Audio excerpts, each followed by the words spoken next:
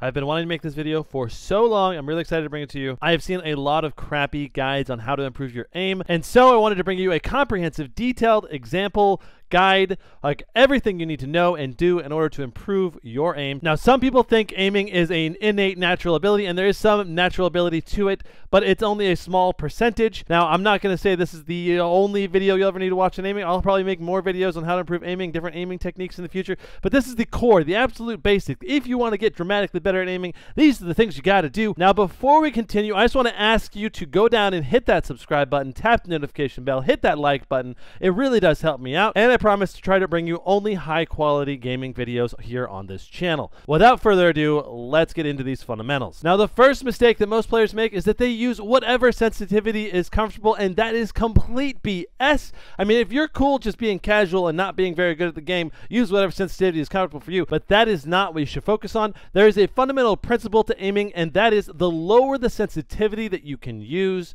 the more precise your aim will be. This is a direct correlation. When your brain sees a target on the screen, it sees that you have to move your crosshair 3 inches to the right. Now, on very, very low sensitivity, moving that same distance on crosshair onto target, it might be 3 inches or 6 inches, depending on how low of sensitivity is comfortable for you in that game. And by stretching out this movement distance, it makes the sweet spot of where your mouse ends directly on the target a lot larger, making it much easier to land your shots consistently over and over again. And that is why most pro first-person shooter players typically use a DPS ranging from 200 to 1,000, probably the average being 400 to 800. And the other thing you have to keep in mind regarding DPS is you have to factor in both your DPI of your mouse as well as your in-game sensitivity. And when you multiply those two things together, you get your total sensitivity or sense. So regarding the question of what sensitivity you should be using, in my opinion, you should be using as low a sensitivity as possible while still performing all the functions in that game. For example, CSGO is primarily camping hallways, pushing hallways. Occasionally you have to turn 90 degrees to shoot someone, or maybe 180 degrees at most. If I was playing CSGO, the position where I rest my hand on my mouse, I would want to be able to turn 180 degrees by going left or right, and then I would be happy with that sensitivity. But when you play a game like Fortnite where you're twisting and turning constantly to place buildings and moving around like crazy, you need to have a little bit higher sensitivity. Now, one major thing you're going to have to get used to going from a high sensitivity to a low sensitivity is that most people are what you call wrist aimers, meaning that they rest their wrist on the table and they move around the mouse like this. This is their whole movement pattern. They never pick up their wrist. They never have to because they have such high sensitivity. Well, when you go to low sensitivity, you end up having to rest your elbow as well as your wrist lightly, and then you move your whole arm back and forth in order to aim. And this is the motion that allows you to develop detailed muscle memory for snap aiming, and it really, really is important. And then what you do, so let's say you're snap aiming to someone, you snap aim with your arm muscle, and then once you get to the point where you're on them, then you put your wrist down, and then you do some minor precision aiming using your wrist. This is what you're used to. This is where the core of the micro aiming comes in right here. Arm for big, fast movements, wrist for very small, precise movements. I'm going to be honest, it felt so foreign when I switched from wrist aiming to arm aiming. It dramatically changed the way I played and dramatically improved my aiming skill as a player. I was already decent. I already had an above average kill death, like a 1.5 KD, but by switching my arm aiming, I moved up to like a 2.5 KD just from doing this low sensitivity adjustment. If you try to go with too low a sensitivity, what you end up with is picking up your mouse and replacing it and moving it and replacing it, and you want to avoid that. To avoid that, you have to have the right equipment. To have the right equipment, there's a few things you need to factor in here. First of all, you need to have a large enough environment with a large mouse pad. This allows you to freely move the mouse around on low sensitivity and still have consistent movement around the gaming environment. The second thing you absolutely have to have is an adjustable DPI mouse. It doesn't have to be a super expensive mouse. You can get a cheaper one as long as you can set the DPI levels. Mice with customizable DPI start around $30. Now, I got this Logitech G502 mouse. I do like it. There's adjustable weights in it. I like the way it feels on my hand, and I like all the buttons as well as the infinite scroll wheel. I think it's a fantastic overall gaming mouse. So if you're interested in the mouse, that I use. It's right here. Another trick you can use is get a shorter keyboard. This is a short keyboard that does not have the numpad, and it's kind of scrunched in a little bit. The idea is to maximize your potential gaming space so that you have the maximum mouse movement on a lower sensitivity. Last but not least, I do highly recommend having a high refresh rate monitor with a computer that's capable of pushing out a high enough frame rate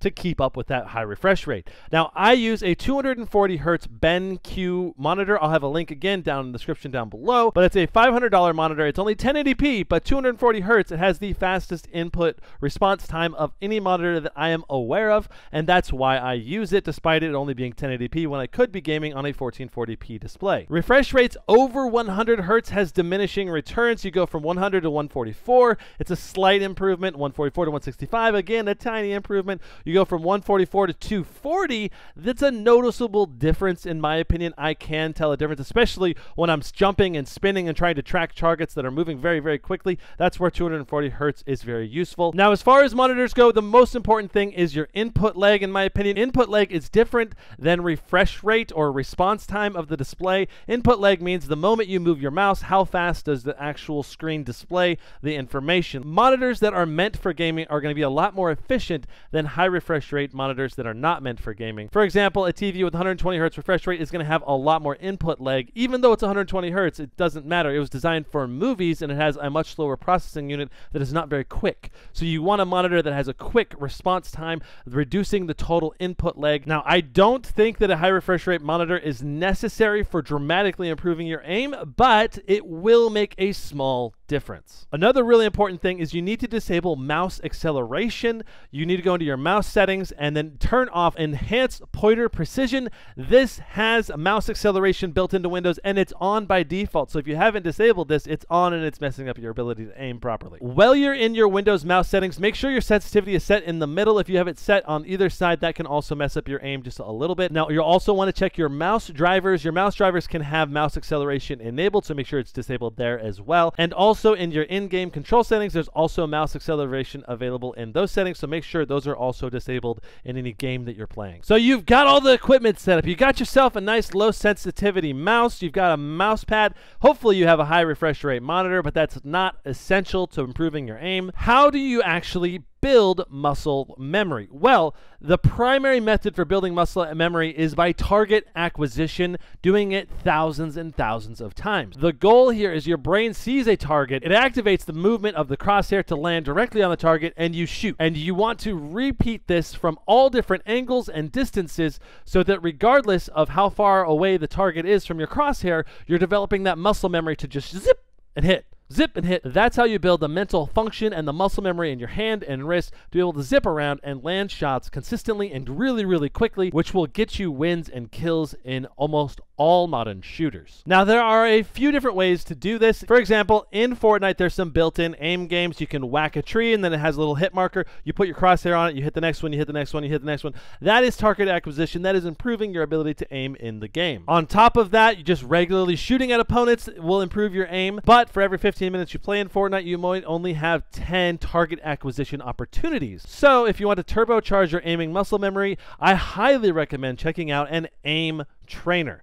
Now, one really, really important thing when using aim trainers, or whenever you switch from video game to video game, you need to make sure that your sensitivity remains identical across all the games you play. Otherwise, your muscle memory will be messed up moving from one game to the next game, and you'll have to retrain your aim every time you get into a new game. The primary way to make sure your sensitivity stays exactly the same across multiple games is by taking a ruler or a measuring tape, going into whatever game that you're playing, putting your mouse down, and then measuring out how long it takes you to do a 180-degree turn in that game. This will give you your total 180-degree turning distance. Then you go into your next game and adjust your sensitivity until your 180-degree turning distance is exactly the same from one game to the next. And this is especially important to do in aim trainers. There's two aim trainers that I've tried and I've used quite a bit. One is Aim Hero. It's available on Steam for $5. The other one is available for free called 3daimtrainer.com. This is a web browser game that has lots of built-in functionality. Almost all the aim trainers have what's called a reflex training, and the goal of these training modes is to increase your reflex muscle memory and to build that muscle memory from scratch. Now, the pros are going to be able to hit between 70 to 90% of their shots at a half-second reflex level. When you start getting to a more proficient level, you'll be hitting over 50% of your shots at a half-second timing window. Now, one really cool thing about AIM here is it allows for a third-person perspective. There's also like 10 different modes you can try. The modes I recommend are Classic, Reflex, and Time Trial. Reflex is probably the core that will build your muscle memory the most, but those other ones will help more for on-the-fly aiming and for more realistic, like shoot here, shoot here, shoot here, shoot here, shoot here, which is kind of what happens in games as well.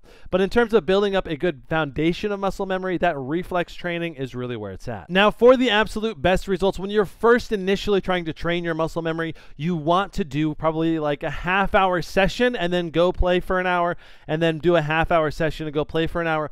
Or alternatively, you can do like a 5-minute session, play one game, do a 5-minute session, play one game, do a 5-minute session, play one game. That is how you will dramatically keep improving your aim over the long term. Now, once you've built up your muscle memory, you won't have to do nearly as much aim training. It's more that you'll have to just do a warm-up every morning. Now, there was a CSGO pro player that I used to know. He showed me an aim training map in CSGO from the workshop, and that dramatically helped me improve my own aim. Every morning when he played, he did a mixture of aim training, deathmatch mode for like 15-20 minutes, and that's like in CSGO there's a great deathmatch mode where you're just constantly flick aiming because you instantly respawn, everyone else is instantly responding, and there's constantly people everywhere, so you're just constantly shooting. Ultimately, I don't recommend just doing the aim trainers. You need to be able to get into the games. You need to do snap aiming and target acquisition on real player characters and player targets so that you get that real life experience. So when you're really trying to dramatically improve your aim, I highly recommend not just doing the super slow modes of whatever game you're playing.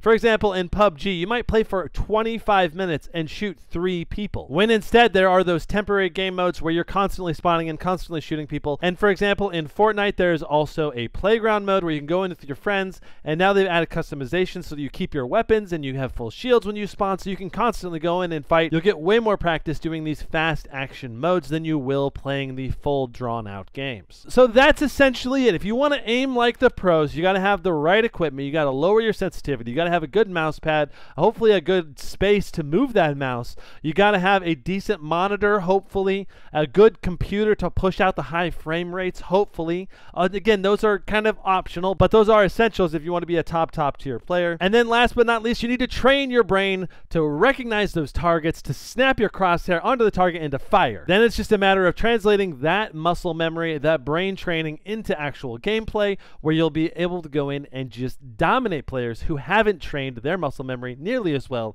as you have. So that's it for this guide on how to improve your aiming. If you haven't already, I would love for you guys to subscribe to this channel, and if you do, don't forget to hit that notification bell and hit that like button. Also, I'm live streaming over on Twitch, twitch.tv/GizmoSlipTV. If you want to come by, hang out, say hello, and maybe talk about aiming sometime, I'm totally down. We'll see you guys in the next one. Brandon out.